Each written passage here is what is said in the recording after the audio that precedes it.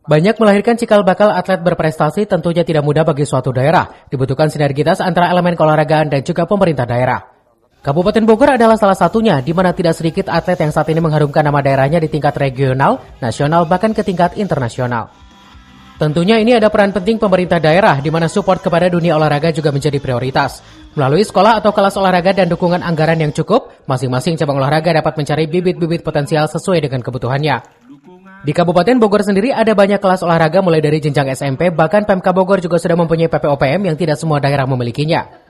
Pemerintah daerah Kabupaten Bogor dalam hal ini tentu kita tahu bersama bahwa pemerintah kabupaten memiliki sekolah pusat pembinaan para atlet berprestasi di Kabupaten Bogor baik untuk tingkat tingkat SMP maupun SMA.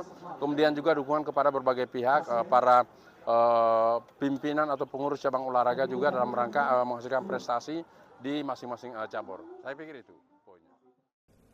Dari Kabupaten Bogor, Cevi Suryadi melaporkan.